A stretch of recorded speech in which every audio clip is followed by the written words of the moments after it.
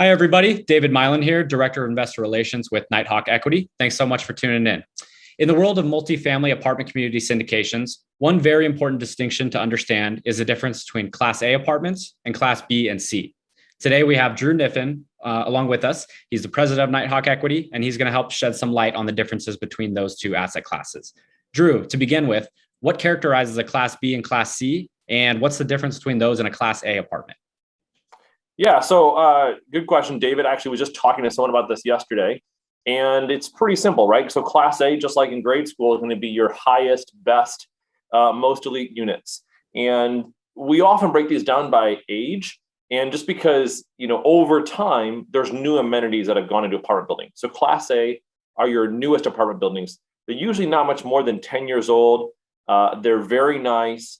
They have lots of amenities. Everything feels and kind of smells new. They're the kind of things that have rooftop decks and built-in propane grilling stations. They have pools with waterfalls, lots of amenities. Importantly, with Class A's, those are tenants who choose to be renters. They are self-elected that way. They don't want to own a home. They don't want to be burdened with the jobs of shoveling snow in their driveway. When you switch to B and C, you're obviously going down the scale a little bit. Rents are going to be a little bit lower. The property is going to be older in B and even older yet still in C class. And you're getting tenants who maybe have lower incomes, or they will have lower incomes. Maybe they don't have college education.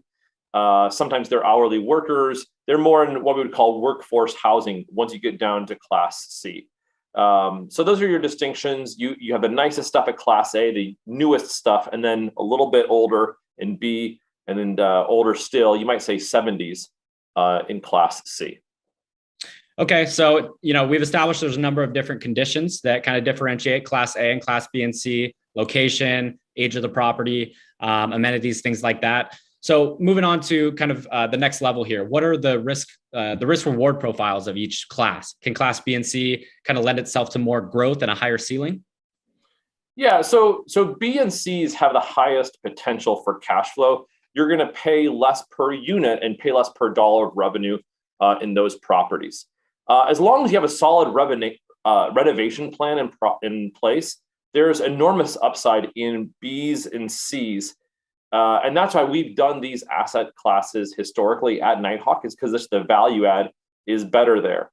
You want to find properties that essentially have a problem that need to be fixed. And that's how you can make money for yourself and for your investors. I always say that problems are either number one, the rents are too low. Problem number two is that the units are too vacant. There's just an occupancy issue. Or issue number three is expenses are too high, right? And if you can go ahead and solve those, you can really push value. And you're going to be able to do that a lot more in Class B and Class C. Class A is pretty much optimized because it is new. You're usually buying it freshly leased up. And so there's less juice to squeeze in Class A, whereas B or C, you're going to find more of that value add strategy that we're looking for. That makes sense. And so you mentioned, Drew, briefly that Nighthawk does kind of focus on Class B and Class C, and you mentioned a little bit as to why. Can you share some examples that we've had in the past of Nighthawk deals where we've done Class Bs and Cs, and something that demonstrates that we have kind of the skill set to prosper with those types of asset classes?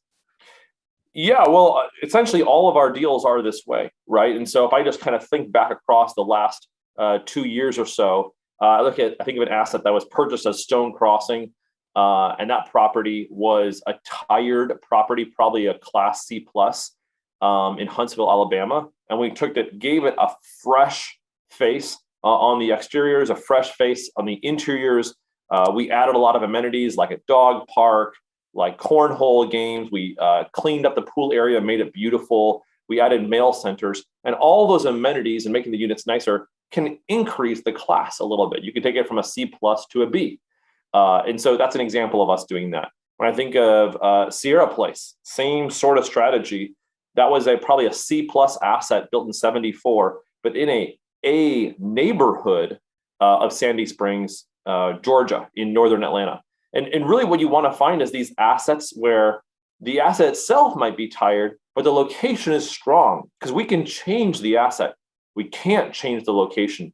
So if you look back at our history of deals, usually we're finding properties that have potential to be great and they're in great neighborhoods, but they've just been let go of or dilapidated or not cared for on some level by the owners. And then we're coming in, we're injecting millions of dollars to fix that problem and make it a fantastic place for the tenants and a fantastic place for the larger community.